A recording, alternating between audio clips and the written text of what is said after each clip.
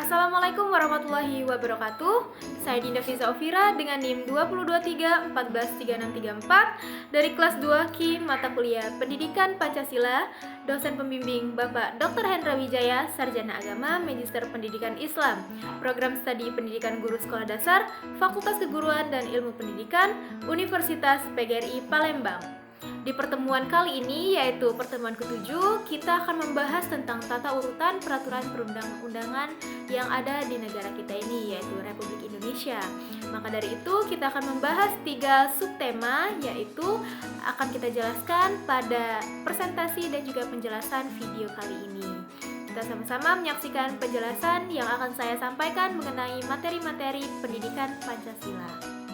Jadi, tata urutan peraturan perundang-undangan ini merupakan salah satu peraturan yang dibuat secara tertulis yang telah ditetapkan oleh pemerintah negara sehingga adanya hukum dan juga makna yang terdapat dalam peraturan tersebut sesuai dengan kebijakan pemerintah negara. Nah, tata urutan peraturan perundang-undangan ini memiliki makna, yaitu peraturan-peraturan yang memiliki tingkatan sehingga memiliki hukum dan kedudukan yang berbeda atau lebih tinggi dibandingkan dengan peraturan-peraturan lainnya.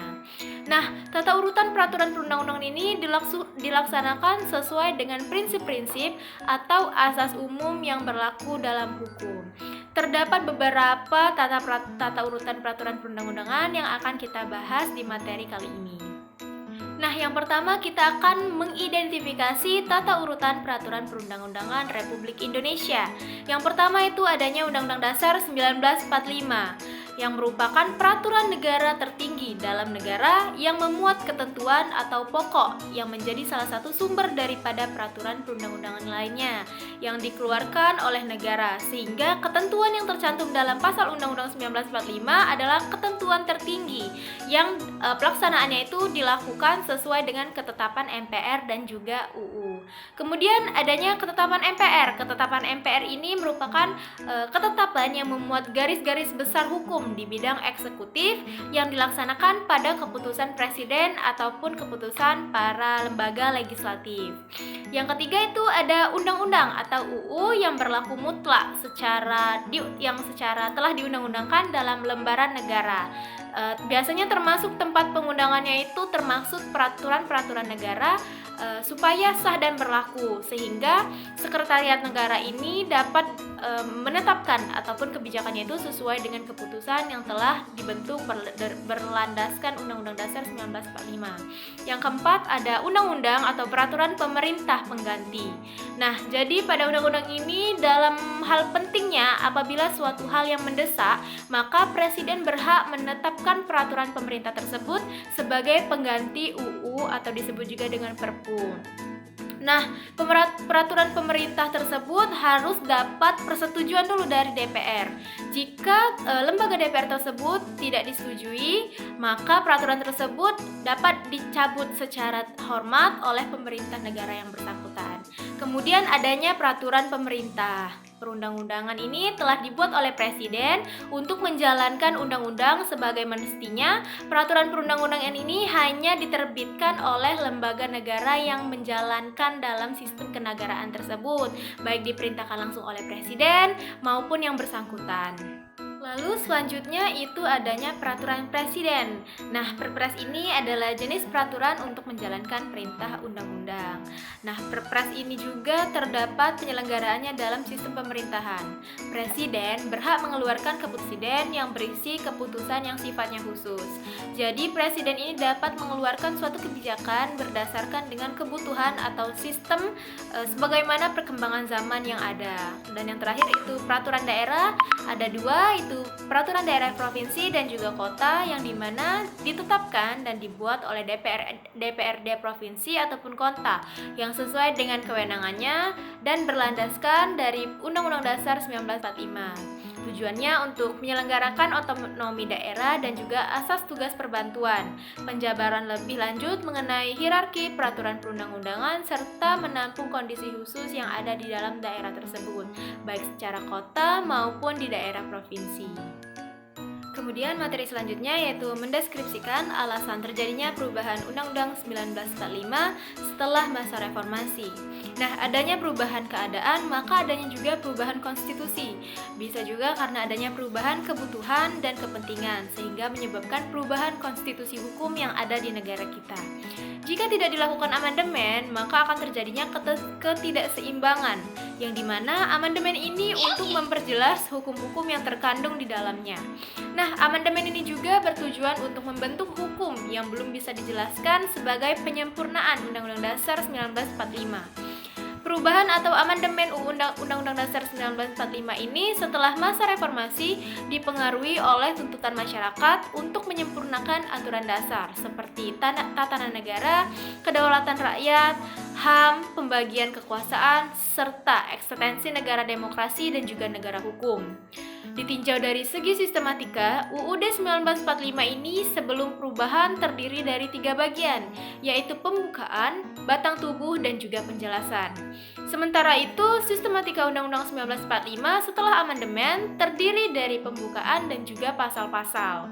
Nah, perubahan ini dilakukan dengan tetap mempertahankan pembukaan, sehingga alasan Undang-Undang Dasar 1945 di amandemen ini mempunyai beberapa alasan utama, yang dimana dilakukannya amandemen atas Undang-Undang 1945 ini, yaitu adanya kurangnya sistem cek dan keseimbangan pada hukum dan konstitusi institusi pemerintahan.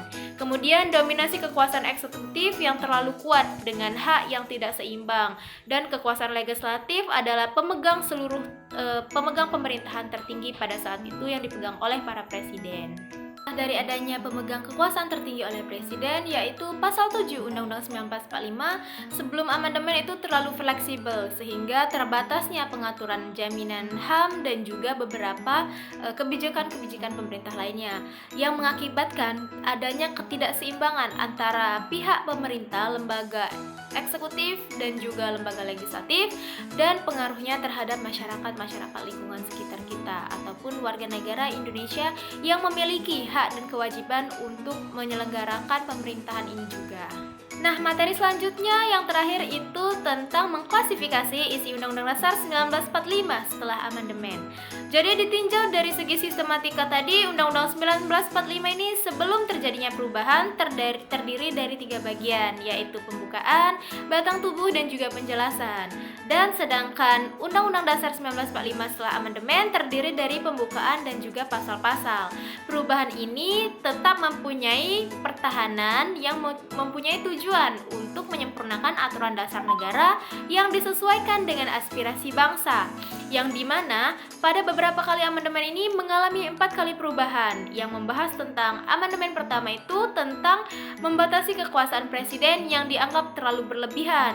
Nah, pada amandemen kedua ini perubahan terkait berbagai aspek seperti wewenang dan juga posisi pemerintahan daerah, peran dan fungsi DPR, sehingga penambahan mengenai hak asasi manusia itu tidak terjalan dengan baik. Kemudian pada amandemen ketiga ini tentang demokrasi yang berdasarkan hukum konstitusional, restrukturisasi dan perubahan wewenang MPR yang terdapat dalam pemilihan langsung oleh presiden dan wakil presiden oleh rakyat.